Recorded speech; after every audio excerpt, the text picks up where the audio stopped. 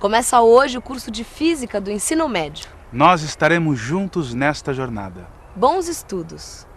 Você vai assistir a teleaula de número 1.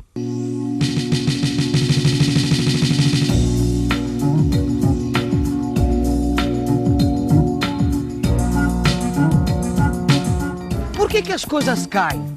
Será que a Terra tá parada? Boa pergunta. E o Sol? O Sol é ou não é uma bola de fogo? Pois é. E a Lua, Gil? Olha lá. Me diz, o que a Lua tá fazendo lá em cima?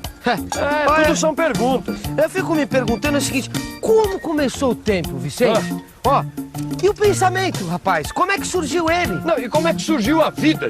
Tá aí. Como é que surgiu a vida? Tem vida depois da morte? Tem vida em outro planeta? Isso tudo são questões, são questões. Mas acho que a gente também tem que ir com calma, viu, Vicente? A gente não tem obrigação nenhuma de responder tudo isso, não é verdade? Não, imagina. Eu acho que a gente só tá lembrando as perguntas que o próprio homem se faz o tempo todo. Não, sobre... Ó, você já parou pra pensar como o ser humano é curioso? Como a gente é curioso pelas coisas, a gente tá sempre querendo saber o porquê das coisas, rapaz. É impressionante. Sabe que você tem razão, mas olha, eu vou dizer uma coisa. Acho que ser curioso é uma boa, viu, Vicente? Eu acho também. Porque, olha, veja só, foi assim, fazendo perguntas, procurando respostas, que o homem acumulou seus conhecimentos, não é verdade? Isso é verdade. E olha, Isso é falando nisso, com essa teleaula aqui, nós vamos começar uma grande caminhada de conhecimentos. Vão ser 50 teleaulas, onde você vai ficar sabendo de alguns conhecimentos que o ser humano acumulou sobre os movimentos, sobre a força, velocidade, aceleração, energia, pressão, temperatura, campos elétricos, núcleos de átomos, enfim, conhecimentos sobre o mundo da física. Na teleaula de hoje, você vai ver que o conhecimento científico é uma questão de método e que o método experimental é a base do método científico usado na física. Aliás, você vai aprender o que afinal é física, quais as suas divisões e as suas aplicações.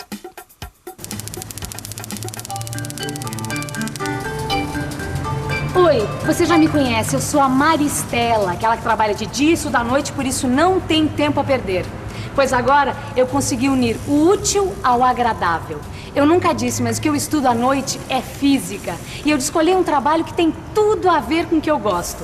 Eu estou trabalhando de monitora aqui na Estação Ciência, um lugar destinado a incentivar o gosto pela ciência, principalmente entre crianças e estudantes. Você já reparou que existem respostas e respostas? Na verdade, a resposta depende da forma, quer dizer, do método que você usa para responder uma pergunta. Existem métodos que permitem conhecer melhor o mundo que nos cerca. Outros já criam ilusões. Quer ver? Escuta só o que está escrito nesse horóscopo.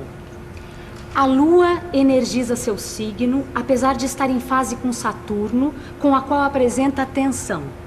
Você deve aproveitar as vibrações de Mercúrio, que completa hoje o seu ciclo. Assim, curta hoje os seus amigos. Número de sorte, 23. Você reparou como o horóscopo usa palavras que parecem científicas? Olha só, energizar, tensão, vibração, fase. Mas será que a gente pode acreditar em tudo isso que está escrito aqui? Por favor, você não acha que o que está escrito no horóscopo é verdade? Eu acredito um pouquinho, mas acho um pouco de coincidência. Bom, é hora de esclarecer essa dúvida de uma vez por todas. Os horóscopos são produtos da astrologia, que não é uma ciência. Isso quer dizer que as definições da astrologia não são exatas. Elas variam de acordo com a interpretação do astrólogo, que é quem faz os horóscopos. Na verdade, o que está escrito no horóscopo é a opinião do astrólogo. E ele pode acertar ou não as suas previsões. Como você sabe, existe uma grande diferença entre uma opinião e um fato. Quer ver só um exemplo de um fato? Para a gente poder ver o nosso rosto num espelho plano como esse daqui, ele tem que ter, no mínimo, a metade do tamanho do nosso rosto. Isso é um fato. Pode testar. E aí, Gil? Oi. Tá pronto ou não tá? Não, sabe o que é? Eu não tô conseguindo enxergar meu rosto nesse espelho aqui, ele é muito pequenininho, Vicente, ó. Mas com isso aí você não vai conseguir mesmo, ó. Não, e eu quero sair bem na foto também, né? Eu sei. Pega esse meu aqui que não tem jeito. Para você ver o seu rosto inteiro, não adianta. Você precisa ter um espelho que tenha, no mínimo, a metade da altura do seu rosto. Não tem jeito. Agora sim, ó. Não falei? Ô, Vicente, me diz uma coisa. Esse negócio do espelho ter no mínimo metade da altura do meu rosto, pra eu poder enxergar meu rosto inteiro, vale sempre isso daí? Vale sempre. Por isso que a gente diz que trata-se de um fato, entendeu? Porque ele pode ser verificado em qualquer lugar do mundo. Agora a gente entrou no campo da ciência. Isso. Que a gente não tá mais diante de uma opinião, e sim de um fato, não é isso? Que a gente pode verificar. Exatamente. A ciência, Gil, ela trata de lidar com os fatos, entendeu? Você não pode sair por aí acreditando em tudo que você vê, não. A gente precisa fazer perguntas, precisa ter curiosidade, entendeu? Pra quê? Pra buscar os fatos e as suas explicações. E a ciência, com seus métodos, pode ajudar muito a gente a encontrar essas respostas. Já que o negócio é fazer perguntas, ter muita curiosidade, você não acha que tá na hora da gente conhecer melhor, assim, ter mais conhecimento sobre essa tal de ciência, não? A gente pode muito bem dizer que a ciência é uma forma de olhar o mundo. E é lógico que ela não é a única. Mas uma coisa a gente não pode negar. O método científico tem permitido à humanidade construir conhecimento sobre o mundo, permitindo compreender e, de alguma forma, controlar aspectos da natureza. O método científico busca, na natureza, a resposta para suas perguntas e a confirmação de suas hipóteses. Hipótese é uma suposição pela qual a imaginação antecipa o conhecimento sobre algo. Vamos pensar num exemplo, numa pergunta que começou a ser feita lá na antiguidade.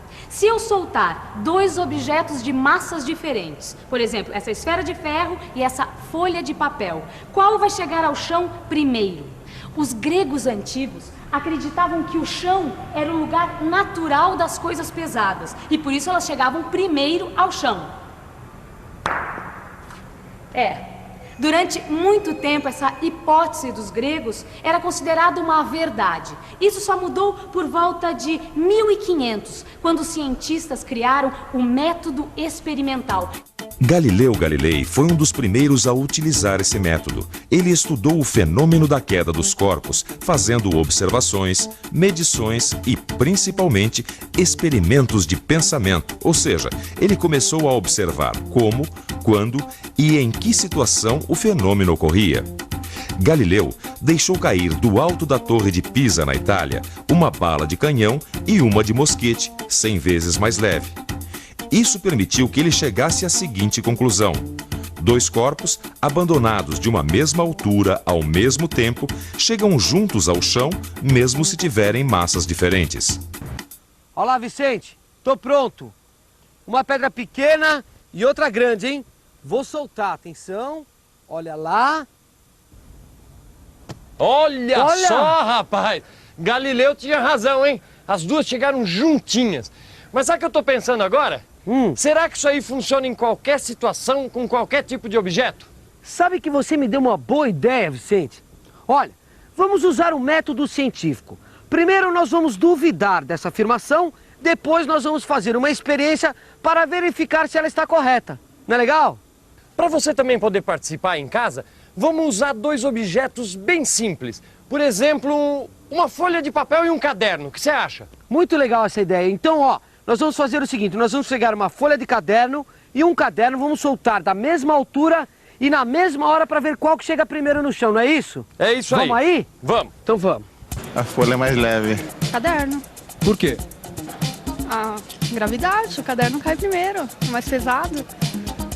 Vamos fazer a nossa experiência, olha. Caderno e a folha.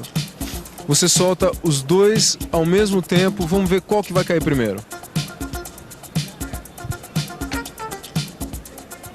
Aí, o caderno, todo mundo acertou. Agora, por que será? Será que é porque ele tem mais massa? Vamos fazer uma outra experiência, porque método experimental é assim, a gente tem que fazer várias experiências. Agora com duas folhas de papel iguaizinhas. Por favor, você pode soltar de novo? Vamos ver qual que vai chegar antes.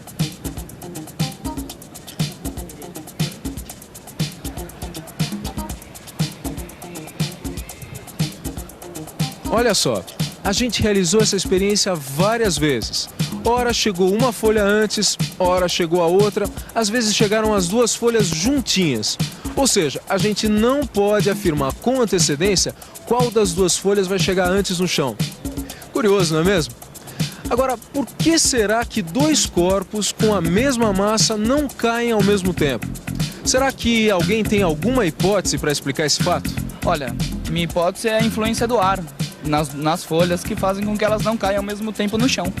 Não é isso mesmo? O ar interfere na queda dos corpos. Essa é uma boa hipótese e merece ser testada. Então, vamos continuar usando o método experimental. Vamos fazer outra experiência. Eu tenho aqui 2 folhas iguaizinhas. Eu vou amassar uma delas até transformá-la numa bolinha. Então, vamos repetir a experiência. Qual cai mais rápido? Viu só? A folha amassada cai em linha reta, sem ser segurada pelo ar. Então nós podemos diminuir a influência do ar na queda dos corpos? Se você pensou numa nova experiência, acertou. Bom, eu vou colocar essa folha de papel sobre este caderno. Então vamos ver qual chega antes ao solo. Viu só? Eles chegam juntinhos. O que a gente fez nesse caso foi controlar a experiência, impedindo que o ar atrapalhasse a queda da folha de papel. Com essa experiência, nós podemos comprovar a afirmação de Galileu, que 2 corpos abandonados da mesma altura, ao mesmo tempo, chegam juntos ao solo, mesmo se tiverem pesos diferentes. Essas experiências super simples mostram que nem sempre os fenômenos são observados com facilidade. Para estudar as leis da natureza, a gente tem que criar condições adequadas. Criar as condições adequadas. Essa foi a grande sacada do Galileu ao criar o método experimental. Tudo bem, Vicente. Olha, sabe que com essas experiências deu para ter uma boa ideia sobre o método experimental? Só que eu me toquei do seguinte, até agora a gente não falou nada sobre o que é física. Você não acha que agora a gente poderia falar sobre o que é física? Uma ótima hora. Você falou muito bem. Então, afinal, o que é a física? Se a gente voltasse no tempo uns 200 anos, a gente não ia precisar se preocupar com essa pergunta. Isso porque naquele tempo, todos esses conhecimentos, chamados hoje de física, química, astronomia, engenharia, etc., era tudo conhecido como filosofia natural.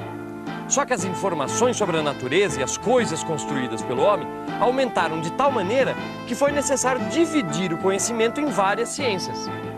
A invenção da máquina a vapor e as descobertas sobre a eletricidade fizeram surgir pessoas interessadas em aplicações práticas do conhecimento científico.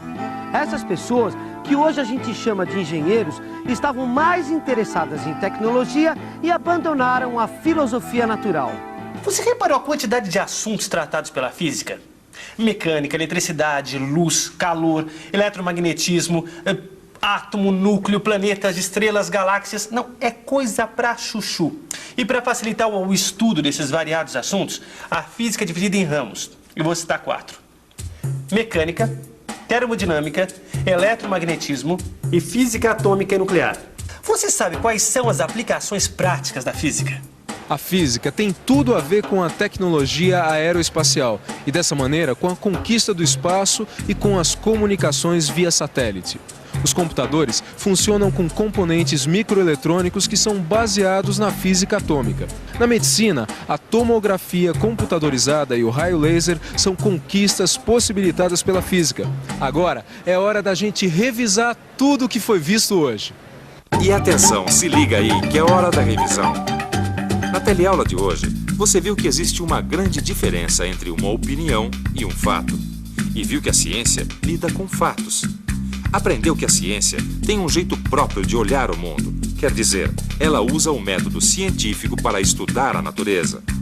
Você viu um exemplo prático do que é método experimental, a base do método científico usado pela ciência. E por último, ficou sabendo afinal o que é a física, quais as suas divisões e algumas de suas aplicações práticas. Bom, a nossa caminhada pelo mundo da física já começou. E na próxima teleaula, a gente vai começar o estudo das grandezas físicas. Mas até lá, você deve dar uma boa estudada na primeira aula do seu livro de física. Então, bons estudos e até a próxima. Tchau!